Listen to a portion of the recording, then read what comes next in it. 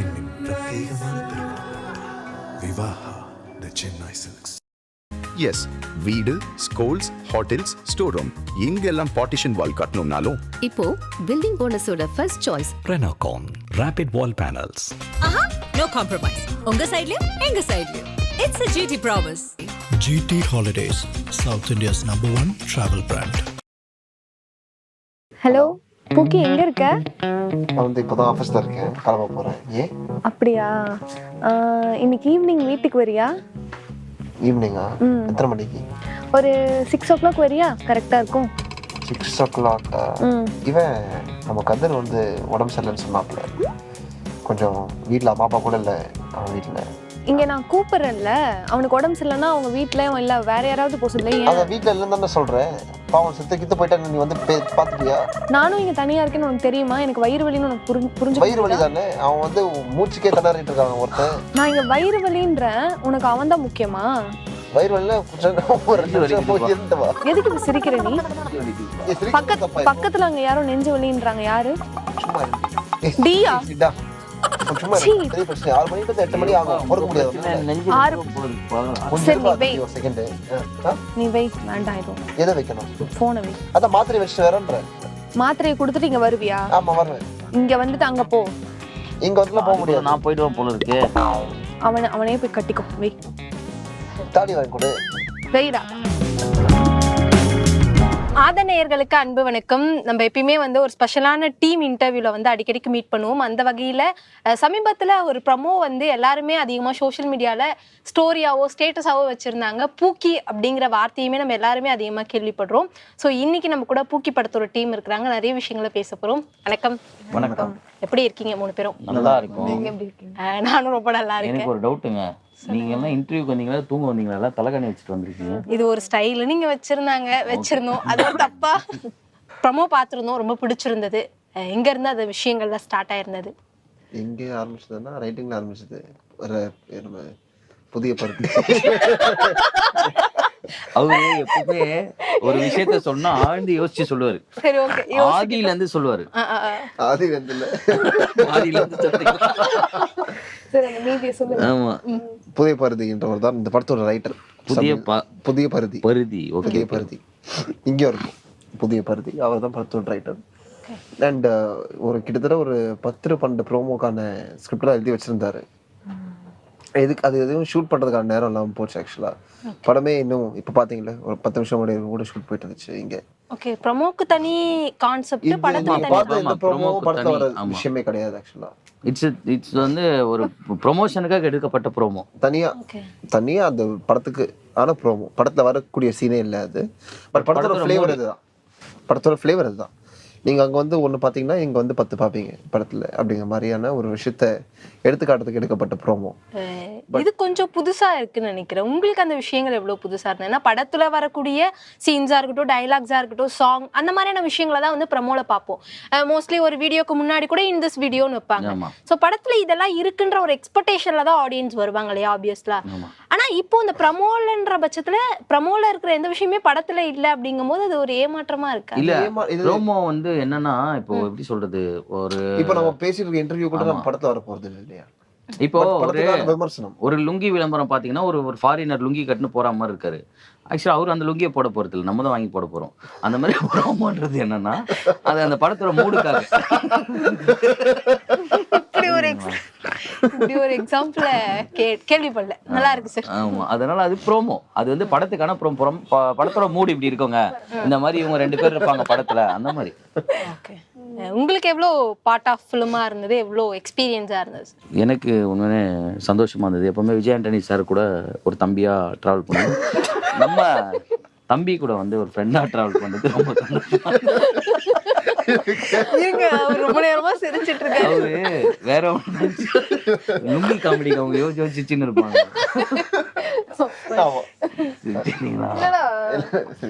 ஓகேவா?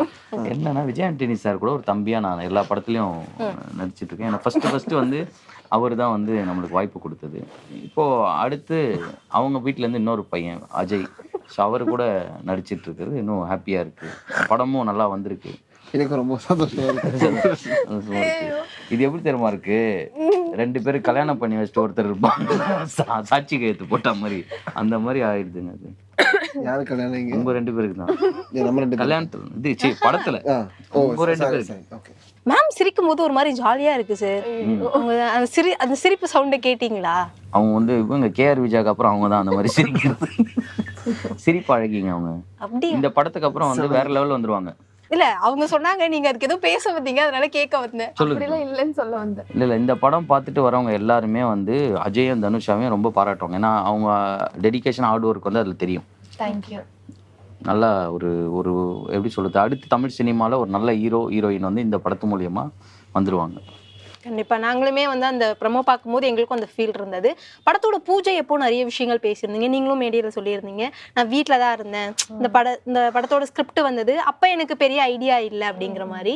ஆனா அந்த ஐடியாவை தாண்டி இல்ல ஆக்சுவலா என்னன்னா அந்த படத்தோட அந்த ஸ்டார்டிங் கேட்டீங்கனாலே அவங்க அந்த அழுதாங்க. ஆக்சுவலா அத பத்தி பேச ஆரம்பிச்சிருவாங்க.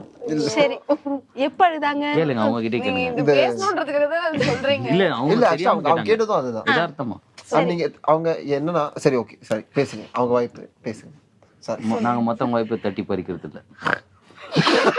இதுதான் நீங்க கேட்டீங்க வந்துருச்சு. திரும்ப வருது இன்னொரு வாட்டி வருதுன்னா ஒருத்தவங்க தூங்கும் போது சிரிக்கிற மாதிரி முகம் இருக்கும், ஆனா சிரிக்கும் போதே தூங்குற மாதிரி சவுண்ட் வருது. சொல்லுங்க. படம் அதான் நான் வீட்டில் இருக்கும்போது எனக்கு கால் வந்தது. அப்போ வந்து ஆஃபீஸ் வாங்கம்மா அப்படின்னு சொன்னேன். எதுக்கு சிரிக்கிறீங்க? வீட்டுல இருக்கும்போது கால் வந்துச்சு ஆபீஸ் வாங்க மாதிரி சொன்னாங்க. ஆஃபீஸ் வாங்கம்மான்னு சொன்னாங்க. ஆஃபீஸ் போனேன். அப்போ சாருக்கு கொஞ்சம் டைம் கொடுத்துருவோம் சிரிக்கிறதுக்கு. அவரு பல விஷயத்தை போட்டு யோசிக்கிறாரு. மனுஷனுக்கு வியாதி இருக்கு, கொஞ்சம் சிரிக்க ஆரம்பிச்சாச்சு. சிரிச்சுக்கிட்டே இருப்பீங்க. இவங்க 2 பேருக்குமே இருக்கு. எனக்கு ரொம்ப ஒரு தப்பான வியாதி, அது தப்பான இடத்தெல்லாம் வந்து வெளிப்படும். அதனால தப்பான விளைவுகளும் இருக்கும். இன்கேஸ் டெத்துக்கு ஏதாவது போனீங்கன்னா சிரிச்சுக்கிட்டே ஒரு ஓட்டி பண்ணிட்டு அது ரொம்ப தப்பான விஷயம். அதையே சிரிச்சுக்கிட்டு தான் சொல்லுவாங்க. அவங்க வந்து கேட்டாங்க என்னப்பா இப்படி பண்ற, தப்பான விஷயம். ஆமா தப்பான விஷயம் சிரிச்சுனே சொல்லிட்டாரு. இல்ல அது ஒருத்தருடைய கேரக்டரைசேஷன். ஒருத்தரால ஒரு சாலங்க அழுதுருவாங்க, நான் சிரிச்சிருவேன். வீட்டில இருந்து கோயம்புத்தூர்ல இருந்து இங்கே சென்னை வந்து ஆஃபீஸ் போனேன். அப்போ வந்து ஸ்கிரிப்ட் கொடுத்தாங்க, படித்தேன், பிடிச்சிருந்து. இல்லைங்க இவங்க ஸ்கிரிப்ட் படிச்சாங்களோ இல்லையோ எல்லா இன்டர்வியூல இந்த ஸ்கிரிப்ட மறக்காம கரெக்டா சொல்றாங்க. ஒரே கண்டென்ட் சொல்றாங்க. நீங்க எல்லா இன்டர்வியூ எடுத்து பாத்தீங்கன்னா அதே மாதிரி இருக்கும். படம் எப்படி வந்துச்சுன்னு கேட்டீங்க. நான் கோயம்புத்தூர்ல இருந்தேன், கோயம்புத்தூர்ல சென்னைக்கு வந்தேன். புதுசா பாக்குறவங்க கிட்ட முதல்ல இருந்து சொல்ல முடியும். ஓகே சரி ஓகே. பாதியில இருந்து நீங்க அதுல பாத்துக்கோங்கன்னு நான் இங்க பாதி சொல்ல முடியுமா? இல்ல நீங்க வந்துட்டு தலைகீழ சொல்லுவீங்களா? எனக்கு அது வர மாட்டேது. நான் என்ன தலைகீழ ஏன் நீங்க யோகா கிளாஸ்ல போனது? சரி சொல்லுங்க. பேச விட்டா தானே பேசுறீங்க. சரி இப்போ டிஸ்டர்ப் பண்ண மாட்டாங்க. சரிக்காதீங்க ஹீரோ சார். அப்ப வந்து ஸ்கிரிப்ட் படிச்சேன், ரொம்ப பிடிச்சிருந்தது. யாரும் சிரிக்கல, நீங்க தான். அவன் தான் இப்படி குழுங்க, நான் பக்கத்துல உட்காந்துட்டேன், நான் ஒண்ணுமே பண்ணல. இப்போ பக்கத்துல உட்காந்து சரி ப்ரொடியூசர் வந்து இந்த படத்தை பார்த்து கலெக்ஷன் குழுக்கெல்லாம் வரும்னு பார்த்துட்டாரு. குளிங் சிரிச்சு எல்லாம் பண்ணி. சரி அப்போ நம்ம கொஞ்சம் ஈஸியா போயிடுவோம். அதுக்கப்புறம் வந்துட்டு ஆடிஷன்ல செலக்ட் ஆனேன். 1 வீக் கழிச்சு சொன்னாங்க வந்து படம் நடிச்சு கொடுத்துருக்கோம். நீங்க 2 பேருமே வந்து ரொம்ப ஜாலியான பர்சன்ஸ். அதனால இப்போ நீங்க படத்துல வந்து எப்படி இருந்தாலும் லவ் பண்ணியிருப்பீங்க இல்லையா? ஸோ நான் இப்போ ஒரு சுச்சுவேஷன் சொல்றேன், அதுக்கு வந்து நீங்க 2 பேரும் எப்படி ரியாக்ட் பண்றீங்க அப்படிங்கிறது. இன்னைக்கு ஈவினிங் 6 o'clock வந்து சார் உங்களை மீட் பண்றதுக்காக வராரு. நீங்க வர சொல்றீங்க அவசரமா. ஆனா அவரோட ஃப்ரெண்டுக்கு உடம்பு சரியில்லை, அதனால உங்களை பார்க்க வரல, அவர் ஃப்ரெண்டை பார்க்க அவர் போயிட்டாரு. ஸோ நீங்க என்ன சொல்லி மேமை சமாதானப்படுத்துவீங்க? நீங்க என்ன சொல்லி திட்டுவீங்களா? இல்லை அவங்க ஃப்ரெண்டை பார்க்க போயிட்டாங்க, ஆனால் நீங்கள் மீட் பண்ணணும்னு சொல்லிட்டாங்க, ஆனால் அதை அவங்க கேட்கல, உங்கள் ரெஸ்பான்ஸ் என்ன இருக்கும்? நீங்கள் 2 பேரும் எப்படி பேசிப்பீங்க? அது இப்போ இங்கே ஒரு ஆக்டா. அந்த உடம்பு சரி ஃப்ரெண்டு நானா? சரி எனக்கு ஒரு கேரக்டர். அந்த உடம்பு சரியில்லாத ஃப்ரெண்டு படத்துல உள்ள கேரக்டரா பேசணுமா? ஆமா, நம்ம ரியல் லைஃப் கேரக்டர் கிடையாது. ஒரு ஆக்டா. ஆக்ஷன். ஹலோ ஹலோ பூக்கி, எங்க இருக்க? நான் வந்து இப்பதான் ஆபீஸ்ல இருக்கேன், கிளம்ப போறேன். ஏன்? அப்படியா? இன்னைக்கு ஈவினிங் வீட்டுக்கு வரியா? ஈவினிங்கா? எத்தனை மணிக்கு? ஒரு 6 o'clock வரியா? கரெக்டா இருக்கும். 6 o'clock. இவன் நம்ம கதிர் வந்து உடம்பு சரியில்லைன்னு சொன்னாப்புல. கொஞ்சம் வீட்டில் அம்மா அப்பா கூட இல்லை அவங்க வீட்டில். சரி கொஞ்சம் மருந்து மாத்திரலாம் வாங்கிட்டு அவன் ரெண்டு பார்த்துரு. இல்லை என்ன பக்கத்துல தான் இருக்கானா? இல்லை இது வேற. யாரு பக்கத்துல? யாரு? உனக்கு பிரச்சனை என்ன பிரச்சனைனா ஏன்டி பிரச்சனை? இவன் யார வேணா விட்டு போறான். கதிருக்கு வந்து 6 மணிக்கு உடம்பு சரியில்லை பார்த்துட்டு வரேன்ற விடு. இங்க நான் கூப்பிடுறேன்ல, அவனுக்கு உடம்பு சரியில்லைன்னா அவங்க வீட்டுல இல்ல வேற யாராவது போக சொல்லல. ஏன் வீட்டுல இல்லன்னு தானே சொல்றேன். பாவம் செத்து கித்து போயிட்டா நீ வந்து பாத்துப்பியா? நானும் இங்க தனியா இருக்கேன்னு உனக்கு தெரியுமா? எனக்கு வயிறு வலின்னு உனக்கு புரிஞ்சுக்க முடியுதா? அவன் வந்து மூச்சுக்கே திணறிட்டு இருக்கான் ஒருத்தன். மூச்சுக்கு திணறானா? ஆமா. நான் இங்க வயிறு வலின்றேன், உனக்கு அவன் தான் முக்கியமா? வயிறு வலில ஒரு நிமிஷம் போய் இருந்துட்டு வா. எதுக்கு இப்ப சிரிக்கிற நீ?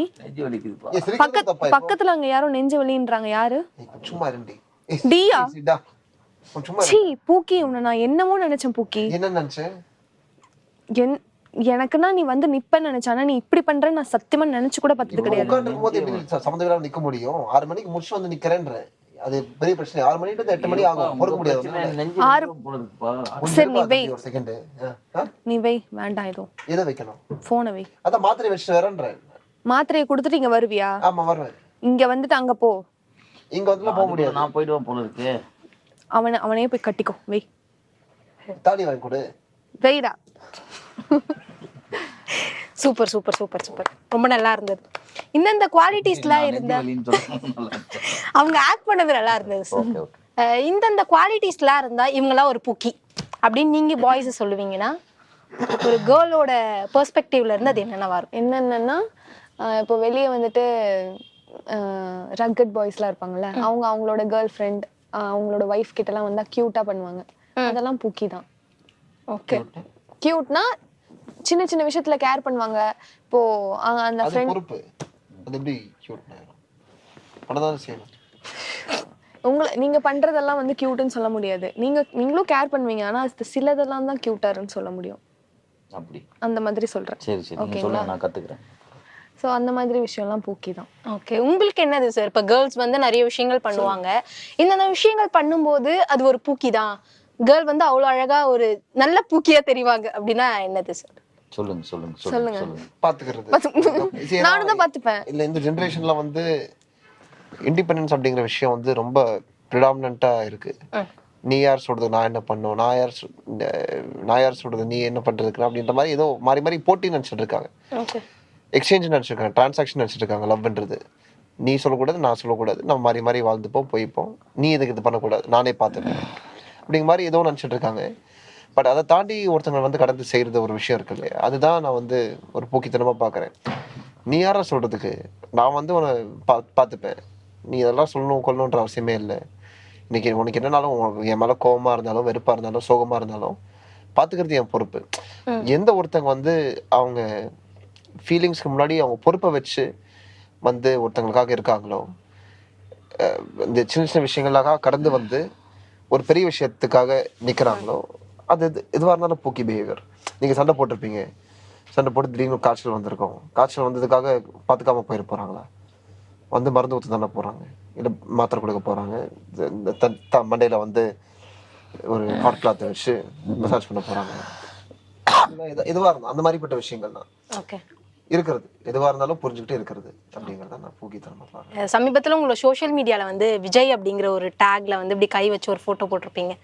அதுக்கு கீழே நிறைய கமெண்ட்ஸ், நீங்களும் தளபதி விஜயோட ஃபேனா அப்படிங்கிற மாதிரி நிறைய வந்திருந்தது. நீங்கள் பார்த்துருப்பீங்களான்னு தெரியல, நாங்கள் பார்த்துருந்தோம்.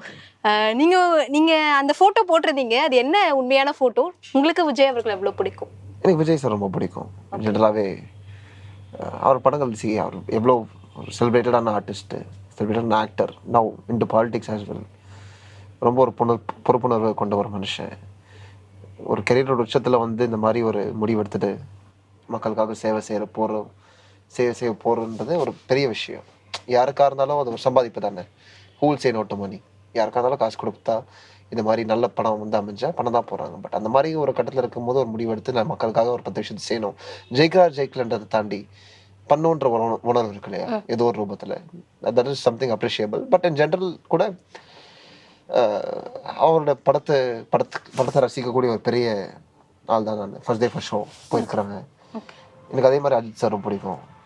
அதே மாதிரி எனக்கு மோஸ்ட்டாக எல்லாரும் எனக்கு படங்கள்லாம் நான் மெயினாக பார்ப்பேன் ஜென்ரலாக. எனக்கு அவங்க ஃபேன் சொல்லிட்டு கிடையாது, பட் கொஞ்சம் எமோஷனலாக இருந்துச்சு இந்த மொமெண்ட். ஏன்னா இது வரைக்கும் யாரும் கடைசி படம்னு சொல்லிட்டுலாம் போனதில்லை. இவர் சொல்லிட்டு போகிறாரு, இத்தனை கோடி மக்கள் வந்து ரசிக்கக்கூடிய ஒரு மனுஷன். அண்ட் போகும்போது லேஸாக கொஞ்சம் எமோஷனலாக இருந்தது. அப்படிங்கிறதால எனக்கு வந்து ஒரு ட்ரிபியூட்டாக ஒரு ஹோமேஜாக அது போடணும்னு தோணுச்சு, போட்டேன். ப்ளஸ் அது வந்து அவரோட வீடு தான். ஆக்சுவலாக அவரோட வீடு தான் இப்போ நம்ம சாலிகிராமத்தில் ஆஃபீஸாக யூஸ் பண்ணிருந்தோம்.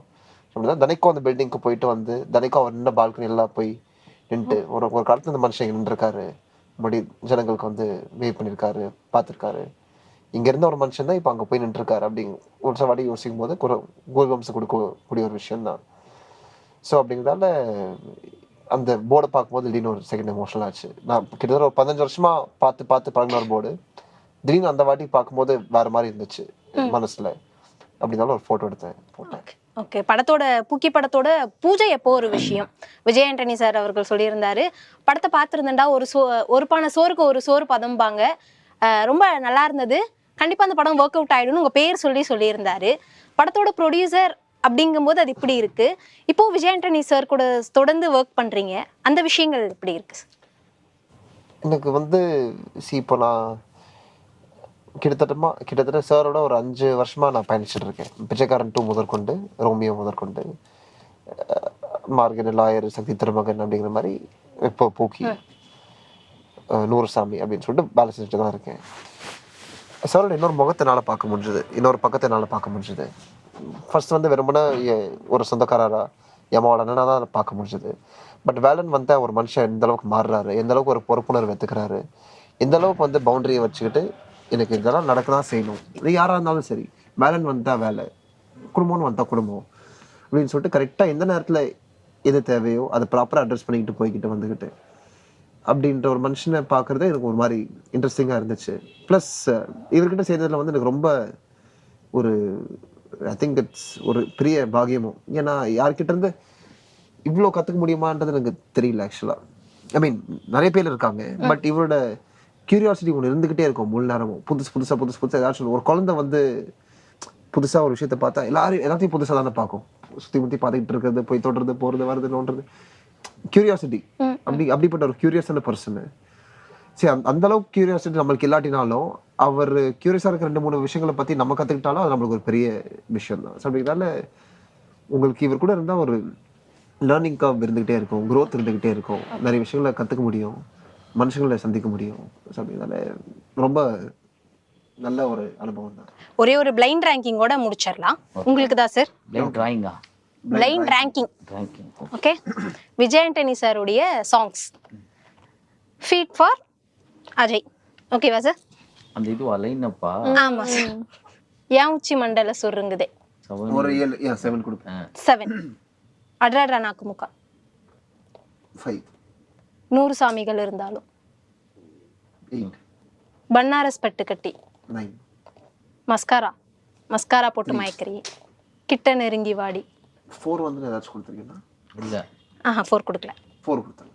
ஆத்திச்சூடி. இப்ப வந்து அதெல்லாம் சொல்ல மாட்டேன். இல்ல 10 இருக்கா, 3 இருக்கா? 10 இருக்கு, 3 இருக்கு, 1 இருக்கு, 6 இருக்கு, 7 இருக்கு. 6. சொன்னா புரியாது, சொல்லுக்குள்ள அடங்காது, உலகில் மிகப்பெரிய உயரம், 1. சப்போஸ் சொன்ன காதலிச்சு. இதுல உங்களோட ஃபேவரட் சாங் எது சார்? ரொம்ப ரொம்ப அல்டிமேட்டா எனக்கு ரொம்ப பிடிச்சது. ஓகே, அதுக்கு ஏதாவது ரீசன் இருக்கா? தெரியல, அது கேட்கும்போது ரொம்ப ப்ளசண்டா இருக்கும், யோசிக்க வைக்கும் ஒரு சில பாட்டுகள்லாம். எனக்கு சாரோட சோக பாட்டுகள் எனக்கு ரொம்ப பிடிக்கும் ஆக்சுவலாக. அவர் குத்து எல்லாத்தையும் தாண்டி அவர் சோகம் உனக்கு என்ன நான் இருக்கும், உலகில் மிக உயரம், அதுக்கப்புறம் தினம் தினம் நான் அப்படின்னு சொல்லிட்டு அதுலேயே ஒரு பாட்டு, பிச்சைக்காரனில் ஒரு வேலையை சொல்றதுக்காக, சைத்தான்ல தெரியுமான்னு தெரியல, ஒப்பாரின்னு ஒரு பாட்டு இருக்கும். அது வந்து ஒப்பாரி மாதிரியே இருக்கும் அந்த பாட்டு, அது நல்லா இருக்கும். வேற என்ன இருக்கு? அவர் சோகமான பாட்டுக்கெல்லாம் நான் பெரிய ஃபேன் ஆக்சுவலாக. உண்மை சோக பாட்டு இந்த மாதிரி நான் யார்கிட்டையும் எனக்கு கேட்டதில்லை. சோக பாட்டுனா எனக்கு இவர் தான் நம்பர் 1. ஓகே, ரொம்ப நிறைய விஷயங்கள் பேசியிருந்தீங்க படத்தை பற்றி. படம் வந்து கூடிய சீக்கிரம் February 13 அன்னைக்கு தேட்டர்ஸில் ரிலீஸ் ஆக போகுது. பூக்கி ஒரு பெரிய வெற்றி அடையணும். அதன் சினிமா சார்பாக ஒரு பெரிய விஷஸ். உங்களோட நேரத்தை செலவு பண்ணி ஒரு நல்ல இன்டர்வியூ கொடுத்தீங்க. ரொம்ப நன்றி. நன்றி. நீங்களும் சூப்பராக இன்டர்வியூ எடுத்தீங்க. இன்னும் மேலும் பெரிய பெரிய இன்டர்வியூ எடுக்கணும், பெரிய லெவலில் வரணும். நன்றி. நன்றி. வர February 13 பூக்கி படம் உங்கள் பக்கத்தில் இருக்கிற தியேட்டர்ஸ்க்கு வரப்போகுது. மறக்காம எல்லாரும் போய் பாருங்க உங்க ஃப்ரெண்ட்ஸ் அண்ட் ஃபேமிலியோட. கண்டிப்பாக என்ஜாய் பண்ணுவீங்க. February 13 பூக்கி. பாய்.